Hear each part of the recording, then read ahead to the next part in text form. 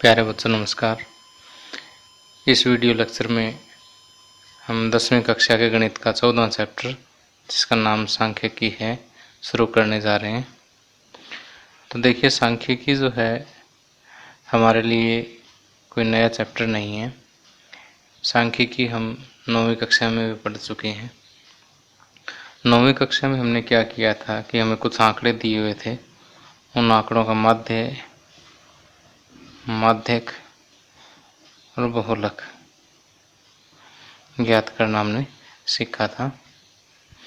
तो वास्तव में इस चैप्टर में भी हम दिए गए आंकड़ों का माध्यक और बहुलक ही ज्ञात करेंगे, और एक विशेष प्रकार का आलेख है वो भी हम एक लास्ट एक्सरसाइज में हम ड्रा करेंगे।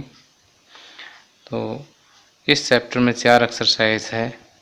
14.1 में हम माध्य के सवाल करेंगे, 14.2 में हम बहुलक करेंगे, 14.3 में लगभग माध्य के सवाल हैं, कुछ एक माध्य और बहुलक का भी इसमें संबंध है, और 14.4 जो है इसमें हम आंकड़ों का आलेखी निरूपण करेंगे।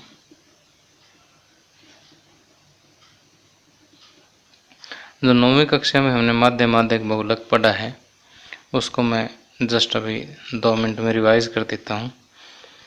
कि मान लीजिए हमारे पास कुछ आंकड़े हैं। उदाहरण के लिए मैं ले लेता हूँ कि मैंने 10 विद्यार्थियों का एक 10 अंकों का टेस्ट लिया। 10 विद्यार्थी हैं मेरे पास, उनका 10 अंकों का टेस्ट लिया। तो जो उनके प्राप्त अंक है वो कुछ इस तरह से है कि एक विद्यार्थी के 2 अंक आते हैं, एक के 3 आते हैं, एक के 4 आते हैं, 2 विद्यार्थी ऐसे जिनके 5-5 अंक आते हैं, 3 विद्यार्थी ऐसे जिनके 6-6 अंक आते हैं, एक विद्यार्थी के 7 अंक आते हैं, एक के 10 आते हैं। तो इस तरह से 1 2 3 4 5 6 7 8 9 10 विद्यार्थियों के आंकड़े हमारे पास है। तो 9वीं कक्षा में जो हमने माध्य ज्ञात किया वो कुछ इस तरह से ज्ञात किया कि आंकड़ों का योग बटे आंकड़ों की संख्या के सभी जोड़ के जितने आंकड़े हैं हमने उससे भाग दे दिया था। तो जैसे 2 + 3 5 4 9 5 14 + 5 19 19 + 6 25 25 + 6 31 31 + 6 37 37 + 7 44 और +10 54 54 को मैं 10 से भाग दूं तो 5.4 जो है इन आंकड़ों का माध्य आ जाता है। इन सभी को जोड़ के जितने आंकड़े हैं ये उनसे भाग दे दिया। और माध्यक हमने कैसे ज्ञात किया था? माध्य ज्ञात करने के लिए पहले हमने आंकड़ों को आरोही क्रम में लगाना होता है। कौन से क्रम में लगाना होता है? आरोही क्रम में। आरोही क्रम में क्या होता है? सबसे पहले सबसे छोटा आंकड़ा, फिर बड़ा, फिर बड़ा। तो ये ऑलरेडी आरोही क्रम में है कि 2 सबसे छोटा, 3 उससे बड़ा, 4 उससे बड़ा और आगे लास्ट में 10 सबसे बड़ा है। तो ये आरोही क्रम तो पहले ही। माध्यक में हमें बिल्कुल सेंटर में से आंकड़े उठाने होते हैं। तो इसके बिल्कुल सेंटर में से आंकड़े उठाने के लिए 4 इधर से छोड़ देते हैं और 4 इधर से छोड़ देते हैं। बीच में बचे 2, जो बच गए उनको प्लस करके 2 से भाग दे दो। तो देखिए, अगर सम संख्या में आंकड़े, जैसे 10 आंकड़े हैं तो 10 क्या है? सम संख्या है।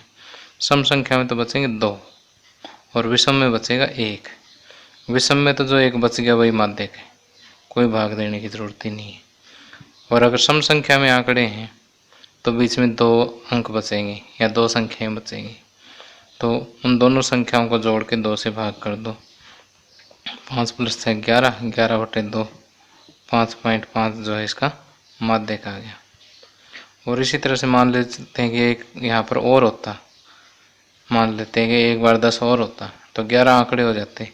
फिर बीच में से देखते हैं, 5 इधर से छोड़ दिए, 5 इधर से छोड़ दिए तो 6 इसका माध्यक आ जाता। अब बात है बहुलक की। बहुलक क्या होता है कि जिस आंकड़े की आवृत्ति सबसे अधिक हो, जिस आंकड़े की आवृत्ति सबसे अधिक हो, जैसे यहाँ 6 सबसे अधिक बार रिपीट हुआ है, वैसे 5 2 बार है, 6 3 बार है। तो जिस आंकड़े की आवृत्ति सबसे ज़्यादा हो, जिसकी बारंबारता सबसे अधिक हो, उसको हम क्या कहेंगे, बहुलक कहेंगे। तो मेरे हिसाब से आपको याद आ गया होगा कि माध्य माध्यक बहुलक क्या है। तो ये मैंने जस्ट आपके एक पूरी नॉलेज को ताज़ा करने के लिए रिवाइज करवाए हैं। नहीं तो कई बार बच्चों के एक माइंड में ऐसा आ जाता है, यार मैं तो भूल गया हूँ सारा कुछ और पता नहीं मेरे समझ आएगा कि नहीं आएगा। तो मैं यही चीज़ बताना चाहता हूँ कि माध्य माध्यक बहुलक कोई मुश्किल चीज़ नहीं है। तो इसमें आंकड़ों का योग बटे आंकड़ों की संख्या माध्य आ गया। आरोही क्रम में जचा करके बीच वाले उठा लो, माध्यक आ गया। जो सबसे ज़्यादा बार रिपीट हुआ वो बहुलक आ गया। तो वास्तव में 10वीं कक्षा में हम करेंगे तो माध्य माध्यक बहुलक ही, लेकिन जो आंकड़े हमें दिए होंगे वो कुछ अलग तरीके से वर्गीकृत आंकड़े दिए होंगे। और यहाँ पर थोड़े सिंपल सम थे, सीधे सूत्रों से काम चल जाता था। अब थोड़े से बड़े सम आएंगे तो नेचुरल सी बात है कि बड़े सम के लिए फार्मूला हम अलग यूज करेंगे तो वो सम आसान हो जाएंगे। तो बड़े क्वेश्चन हैं उनको थोड़ा सा आसानी से हल करने के लिए हम नए सूत्र सीखेंगे, ठीक है।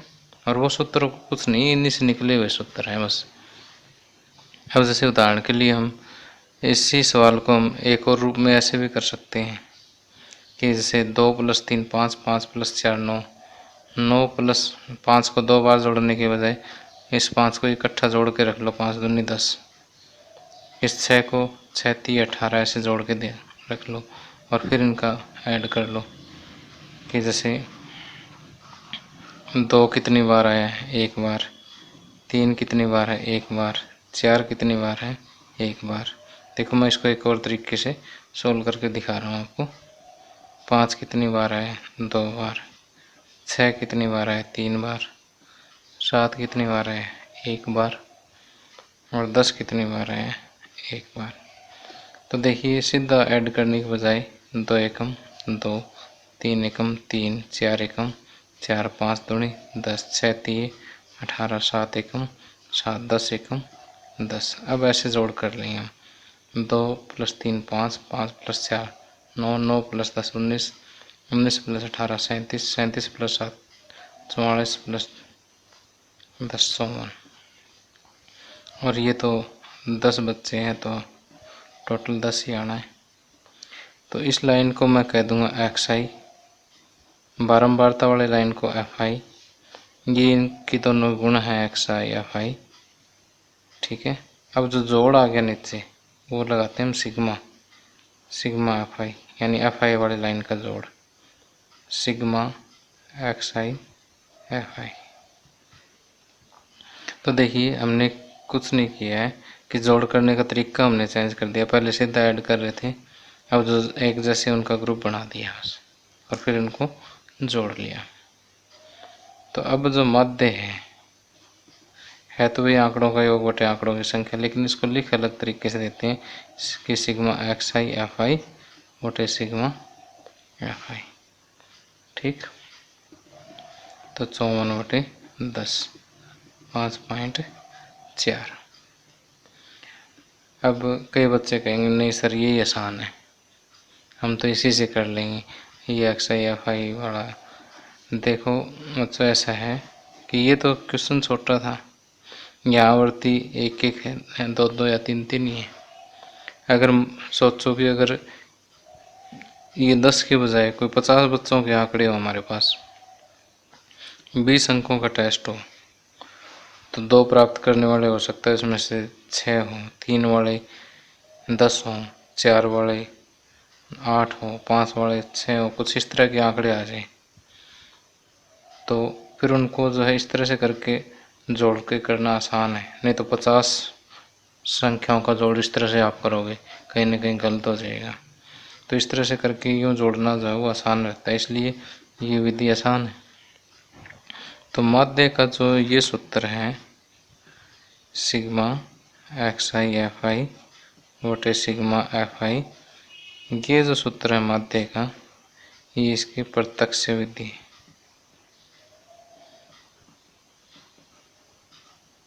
प्रत्यक्ष विधि सूत्र बोलते हैं इसको, माध्य ज्ञात करने के लिए। तो ये जो मैंने आपको अभी करवाया था, ये जस्ट 9th क्लास का रिवीजन करवाया था। और अब जो है हम 10वीं कक्षा के गणित में से कुछ उदाहरण करते हैं। उन उदाहरणों के आधार पर ही हम 14.1 प्रश्नावली के सवालों को हल करेंगे। तो आज का लेक्चर जो है हमारा माध्य पर डिपेंड रहेगा पूरी तरह से। हम आज के लेक्चर में माध्य का ही अध्ययन करेंगे। अब आगे माध्य पर आधारित एक उदाहरण है जो एनसीईआरटी बुक का उदाहरण नंबर 1 है। इसे हम प्रत्यक्ष विधि से हल करेंगे। देखिए स्टेटमेंट पढ़ते हैं। किसी स्कूल की कक्षा 10 के 30 विद्यार्थियों द्वारा गणित के एक पेपर में 100 में से प्राप्त किए गए अंक नीचे एक सारणी में दिए गए हैं। इन विद्यार्थियों द्वारा प्राप्त अंकों का माध्य ज्ञात कीजिए। देखिए ये प्राप्त अंक है और ये विद्यार्थियों की संख्या है। 10 अंक प्राप्त करने वाला एक विद्यार्थी है, 20 अंक प्राप्त करने वाला एक विद्यार्थी है, 36 अंक प्राप्त करने वाले 3 विद्यार्थी हैं, 40 अंक प्राप्त करने वाले 4, 50 अंक प्राप्त करने वाला 3, 56 वाले 2, 60 वाले 4, 70 वाले 4, 72 वाला 1, 78 वाला 1, 88 वाले 2, 92 वाला 3 और 95 वाला 1, और कुल मिला के 30 विद्यार्थी हैं। तो इनका हमें क्या ज्ञात करना है? माध्य ज्ञात करना है।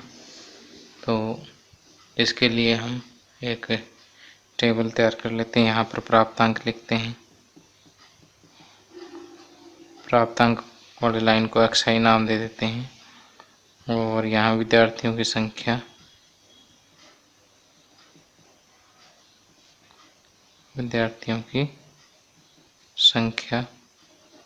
fi, यहाँ पर xi गुणा fi करेंगे।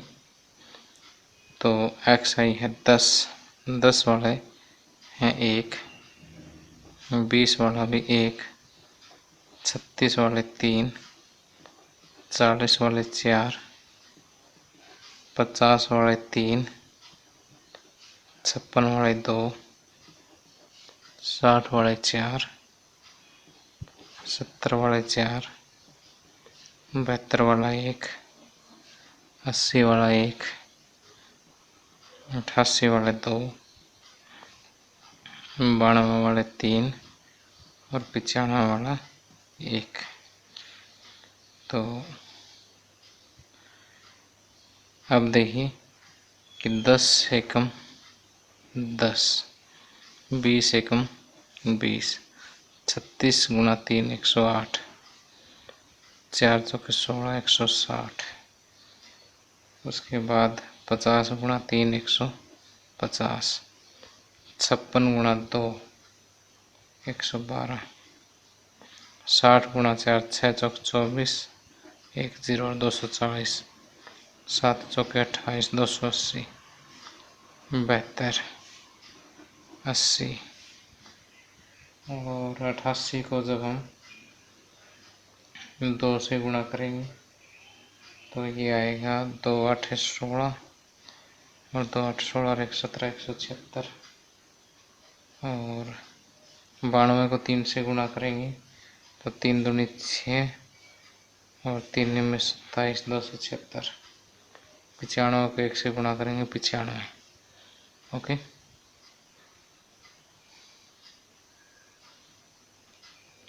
अब देखिए कि इस लाइन का जोड़, इस लाइन को हमने क्या नाम दिया? fi नाम दिया है।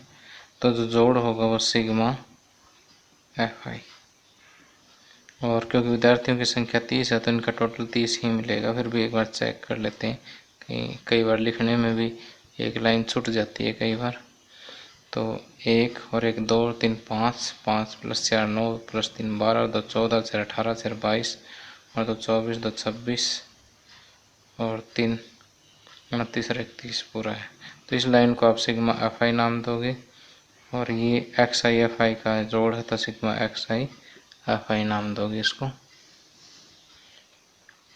अब देखिए कि इसका जो टोटल है, मैंने समय बताने के लिए पहले से करके रखा हुआ 17 0 80 है। अब जो माध्य होगा माध्य का सूत्र मैंने आपको बताया था क्या है, sigma x I F I बटे सिग्मा एफ आई। अब sigma x I F I कितना है 1789 और sigma x I F I कितना है 30। जब इसको हम भाग करेंगे तो 59.3 आएगा। ये आंसर है, ये इसका माध्य है। तो इस तरह से जब हमें सिंपल आंकड़े दे रखे हो बारंबारता के साथ, तो हम इस तरह से सीधा एक्स आई एफ आई और sigma x I F I और सिग्मा एफ आई निकाल के इनको डिवाइड करके माध्य ज्ञात कर सकते हैं। अब मैं आगे आपको बताऊंगा कि ये आंकड़े अगर आपको ऐसे सीधे ना दे करके वर्गीकृत आंकड़े दे रखे हो तो क्या होगा। वर्गीकृत का मतलब ये होता है कि जैसे हम इसमें कुछ वर्ग बना देंगे कि 10 से 25 अंक प्राप्त करने वाले कितने विद्यार्थी हैं, और जैसे 10 से 25 वाले विद्यार्थी कितने, इसमें 2 है। अब 25 से 40 वाले विद्यार्थी कितने हैं, 25 से 40 वाले 25 और 40 के 40 देखो अगले में गिना जाएगा ही, तो 39.9 तक 39.999 तक इसी में आएंगे, और 40 जो अगले में चला जाएगा, तो 25 से 40 तक वाले 3 विद्यार्थी हैं। और उसके बाद 15-15 का डिफरेंस ले रहे हैं, 40 से लेके 55 तक, 40 से 55 तक 4 + 3 7 आगे। अब 55 से 55 + 15 70 हो गए, 55 से 70 वाले 2 और 4 6 हो गए, क्योंकि 70 तो अगले में जाएगा। 70 से 85 4 1 5 ठीक है 6, 85 से 100 तो 2 3 5 6 ही हो गए। तो वास्तव में है तो वही विद्यार्थियों की संख्या, वही उन्हीं की प्राप्त अंक है। उसके आंकड़े अगर ऐसे सीधे न दे करके इस तरह से वर्ग के रूप में दे दे कि 10 से 25 वाले 2 विद्यार्थी हैं, 25 से 40 वाले 3 हैं, 40 से 55 वाले 7 हैं, 55 से 60 वाले 6 हैं, 70 से 85 वाले 6, 85 से 100 वाले 6 हैं। तब इस सवाल को हम कैसे सॉल्व करेंगे, अब मैं आपको ये सिखा रहा हूँ। आगे ये सेम आंकड़े दिए हुए हैं अगले में, याद रखना है।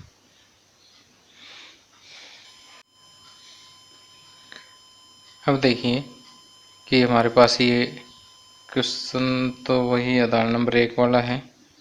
इसके आंकड़े देखिए यहाँ पर हमने वर्गीकृत कर रखे हैं कि 10 से 25 अंक प्राप्त करने वाले 2 विद्यार्थी हैं, 25 से 40 अंक प्राप्त करने वाले 3, 40 से 55 वाले 7, 55 से 70 वाले 6, 70 से 85 वाले 6 और 85 से 100 वाले 6 हैं। वास्तव में 10वीं कक्षा में जितने भी क्वेश्चन हैं वो सारे वर्गीकृत आंकड़ों पर आधारित प्रश्न ही हैं, और मोस्टली परीक्षा में जो बड़े क्वेश्चन आते हैं वो इसी तरह के वर्गीकृत आंकड़ों पर आधारित प्रश्न ही आते हैं। तो इस तरह के जो आंकड़े हैं उनका माध्य ज्ञात करने के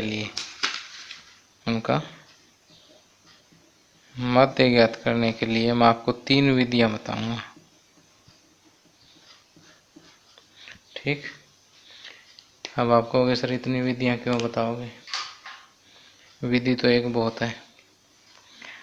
तो वास्तव में क्या होता है कि जो जैसे यहाँ पर तो मैं एक क्वेश्चन पे एक बार आपको तीनों विधियां समझाऊंगा, उसके बाद पहले मैं तीनों विधियों के नाम बता देता हूँ। चलो आपको, एक तो प्रत्यक्ष विधि है जो अभी हम पढ़ चुके हैं, वो वर्गीकृत आंकड़ों को लगाना कोई मुश्किल नहीं है, मैं अभी एक स्टेप और एक्स्ट्रा रहेगा आ जाइए। उसके बाद है कल्पित माध्य विधि, कल्पित माध्य विधि, और तीसरी है पग विचलन विधि।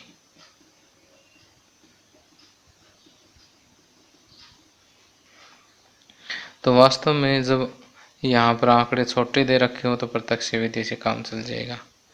जब आंकड़े थोड़े से और बड़े हो तो प्रत्यक्ष विधि मुश्किल पड़ेगी आपको, तब कल्पित माध्य विधि लगाएंगे। वैसे सम तो इससे भी हो जाएगा, लेकिन इससे कैलकुलेशन में गलती होने के चांस ज़्यादा है, गुणा ज़्यादा बड़ी करनी पड़ेगी, जोड़ भी ज़्यादा बड़ा करना पड़ेगा, इसलिए हम कल्पित माध्य विधि करेंगे। और प्रश्न को और ज़्यादा आसान बनाने के लिए हम पग विचलन विधि का प्रयोग करेंगे। तो ये इतनी विधियां जो है हमारे काम को आसान करने के लिए समझाऊंगा मैं आपको, इनको बर्डन लेने की ज़रूरत नहीं है। तो देखिए, जैसे हम आगे सम सोल्व करेंगे, इसमें मज़ा सा आएगा आपको। यहाँ देखिए वर्ग अंतराल है और यहाँ विद्यार्थियों की संख्या है,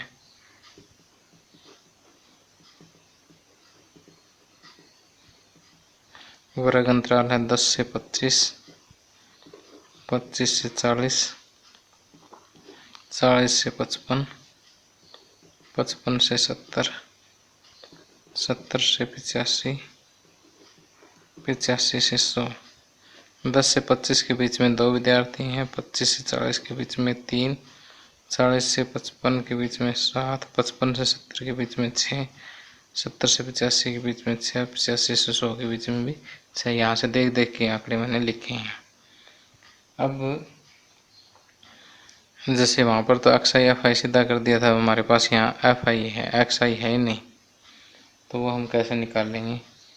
यहाँ एक्स आई लिख देते हैं और इसको नाम देते हैं वर्ग चिन्ह का, वर्ग चिन्ह। ओके, वर्ग चिन्ह कैसे निकालते हैं कि 25 प्लस 10 35, 35 का आधा कर लीजिए 17.5, फिर 40 प्लस 25 65, 65 का आधा कर लीजिए 32.5,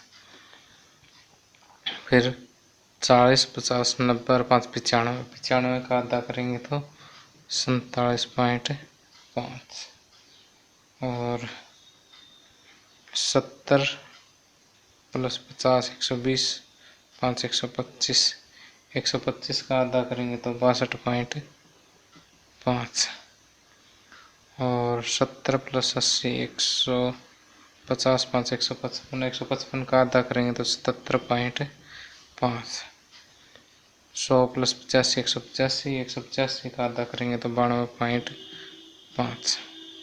तो देखिए वर्ग अंतराल की निचली सीमा है और ऊपरी सीमा है, दोनों सीमाओं को जोड़ के 2 से भाग कर दो, एक्स आई आ जाएगा। आगे आपको पता ही है क्या करना है। तो मैं एक बार ये 2 लाइन छोड़ के चल रहा हूँ। तो यहाँ पर हम क्या करेंगे, एक्स आई एफ आई ज्ञात करेंगे। एक्स आई एफ आई में 17.5 को 2 से गुणा करेंगे तो ये आएगा 35, 32.5 को 3 से गुणा करेंगे तो 97.5 आएगा, 47.5 को 7 से गुणा करेंगे तो ये 332.5 आएगा, 62.5 को 6 से गुणा करेंगे तो ये 375 आएगा, 77.5 को 6 से गुणा करेंगे तो ये 465 आएगा, और 92.5 को 6 से गुणा करेंगे तो ये 555 आएगा। ठीक, इस तरह से गुणा हम कर सकते हैं। गुणा करने के बाद इनका जोड़ करें, 5 5 10 के 0, हासिल 1, और ये गुणा करेंगे तो ये जोड़ करेंगे तो ये 1860 आएगा। और एफ आई का जोड़िए, देखिए 30 विद्यार्थी थे, वही आना 2 प्लस 3 5 प्लस 7 12, 12 प्लस 18 30। इस लाइन को क्या नाम देंगे हम, सिग्मा एफ आई। इसको क्या नाम देंगे, या मेरे पास थोड़ी जगह कम बचेगी, मैं ऐसे करके दे देता हूँ, sigma x I F I. तो प्रत्यक्ष विधि से जो माध्य निकलेगा वो क्या होगा कि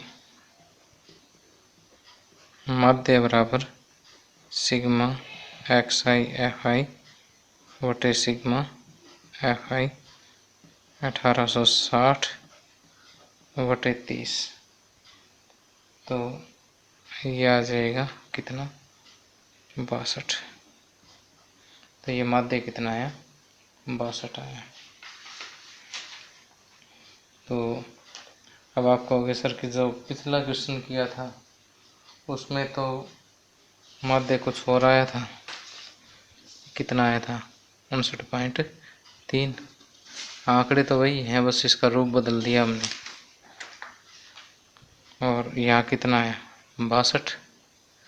तो देखिए ज़्यादा एक्यूरेट वैल्यू तो वही है 59.3, लेकिन इसको भी हम गलत नहीं कह सकते, क्योंकि माध्य में हमें क्या होता है, लगभग एक बीच की वैल्यू का अंदाज़ा लगाना होता है। तो ये मान भी हम सांख्यिकी में सही मान के चलते हैं।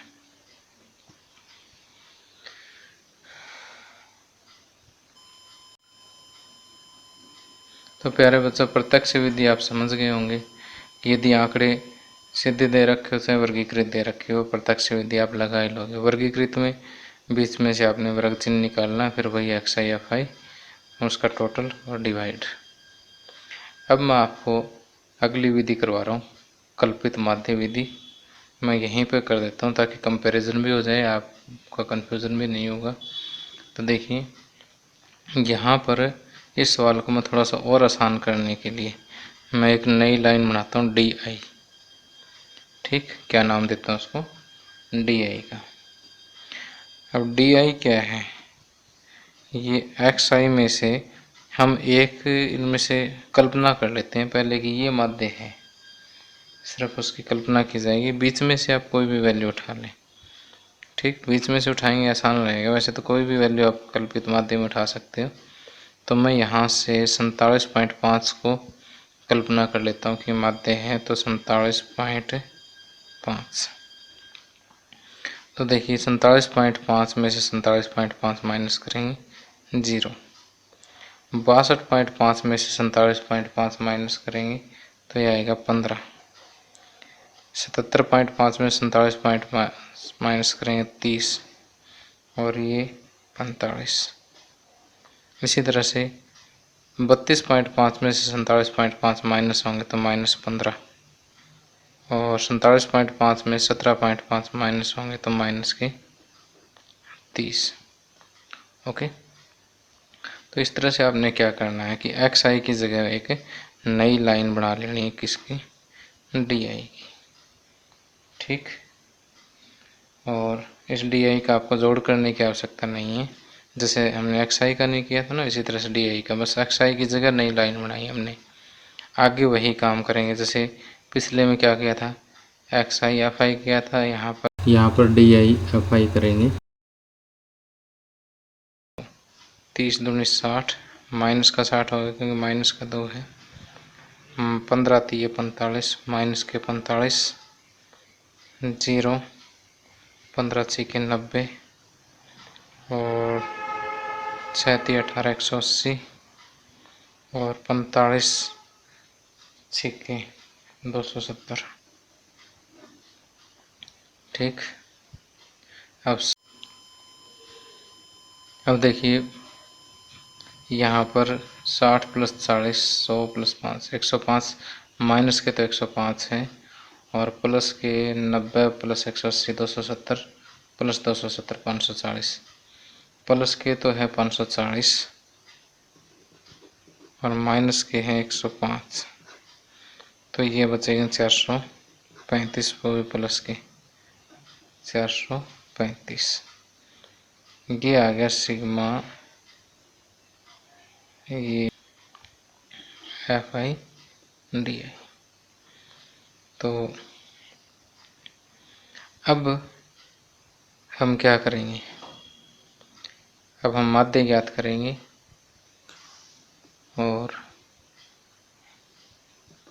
माध्य के लिए वही करेंगे, सिग्मा एक्स आई की जगह डी आई, एफ आई की जगह एफ आई बटे सिग्मा एफ आई। लेकिन जो आपने माध्य अज्यूम किया था जिसको हम ए लिखते हैं, वो इसमें प्लस कर देंगे, क्योंकि ये चीज़ हमने पहले माइनस की थी। अब ये जो सूत्र है ये कल्पित माध्य विधि का सूत्र कहलाता है। तो ये हो गया था 47.5 हमने कल्पना की थी, प्लस 435 आ गया DIFI बटे एफ सिग्मा FI हमने पिछले सम में करके रखा ही है। अब इसको जैसे हम सोल्व करेंगे तो ये आ जाएगा 47.5 प्लस, इसको जब आप सोल्व करोगे तो ये आएगा 14.5। 47.5 प्लस 14.5 कितना आ गया 62। ओके, तो देखिए पहले भी हमारा 62 आया था, अब भी 62 आया है। तो देखिए दोनों विधियों में एक बार डिफरेंस फिर बता देता हूँ कि यहाँ क्या था कि XI FI किया था, उसकी जगह पर अब हम DI FI करते हैं कि X की जगह पर D आ गया, बस और कुछ नहीं है। ठीक, DI आपको पता ही है कैसे निकाला, इसमें से एक को हमने अज्यूम्ड मीन A मान लिया था और वो A इसमें से घटा दिया था। अब देखो गुणा करनी यहाँ पर आसान हो गई थी, यहाँ पर जोड़ करना भी आसान हो गया था। ठीक, और जब जोड़ और गुणा आसान है तो यहाँ पर देखो भाग करना भी आसान है, तो ये विधि इससे कुछ आसान हो गई है। अब मैं आपको तीसरी विधि करवाऊंगा, पग विचलन विधि। पग विचलन विधि में DI के बजाय हम क्या करेंगे, UI याद करेंगे। UI ये विधि तभी कामयाब है जब ये देखिए एक टेबल में आती हो DI, जब DI किस में आती हो, सेम टेबल में आती हो, एक ही पाड़े में आती हो, जैसे 15 के पाड़े में आ रही है। अगर ऐसा है तो हम ये विधि लगाएंगे, अदरवाइज तीसरी विधि यानी पग विचलन विधि नहीं लगाएंगे। तो UI में क्या होता है कि DI वटे में H करते हैं। H यहाँ पर कितना है, जिसके पाड़े में आ रही है संख्या 15, तो ये DI वटे 15 है। ठीक, तो यहाँ पर इसको 15 से भाग दो, 15 दूनी 30, 15 एकम 15, 15 0 0, 15 एकम 15, 15 दूनी 30, 15 तीय 45। ओके, अब जैसे पिछले सवाल में हमने XI की जगह क्या रिप्लेस कर दिया था, DI, अब DI की जगह पर हम क्या रिप्लेस कर देंगे, UI।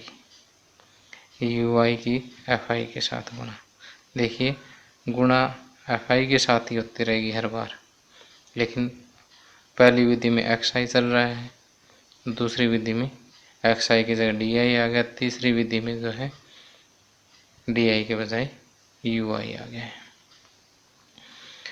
अब देखिए गुणा कौन किसकी करनी, FI की और UI की। 2 दूनी 4 माइनस के 4, 3 एकम 3, 7 0 0, 6 एकम 6, 6 दूनी 12, 6 3 18। अब देखिए 18 प्लस 12 30, 30 प्लस 6 36, 36 माइनस 7 29। तो ये जो है सिग्मा UI FI कितना आ गया, 29 आ गया। ठीक, अब जो है हम इस तीसरी विधि का सूत्र लिखेंगे कि माध्य बराबर A प्लस सिग्मा XI की जगह पे UI FI बटे सिग्मा FI गुणा में, देखिए इससे H से भाग दिया था, वही H से यहाँ पर गुणा कर देते हैं। तो ये हो गया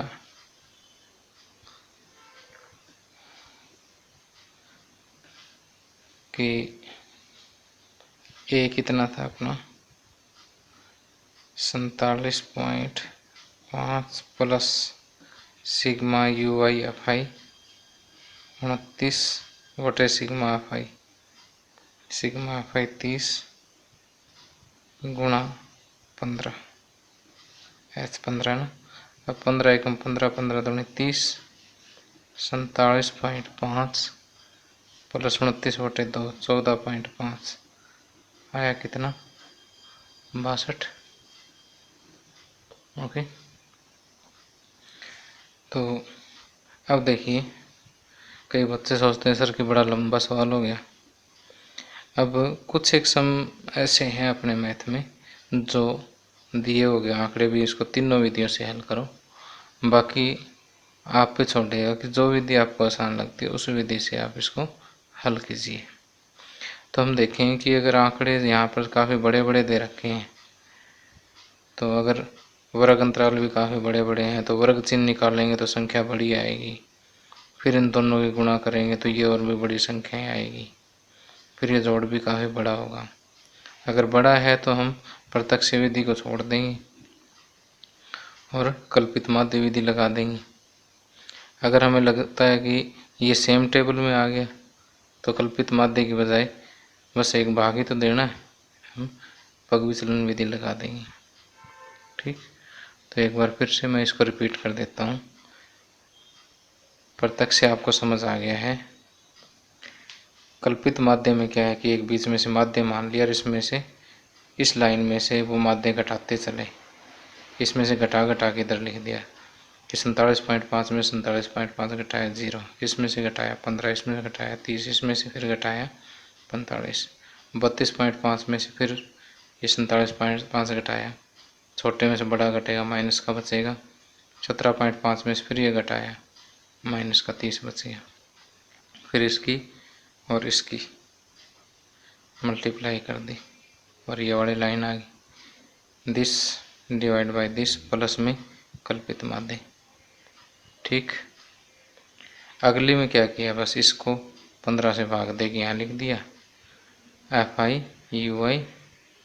ओके, और फिर कल्पित माध्य प्लस FI/UI बटे FI गुणा H और इसको सॉल्व कर लिया। बस आप एक सवाल अपने हाथ से करोगे ना, आसान लगेगा। इस वीडियो के साथ साथ ही कर ले बेशक, फिर मैं नेक्स्ट सम और तीनों विधियों से करूँगा, फिर तीनों विधियाँ आपको बिल्कुल क्लियर हो जाएगी।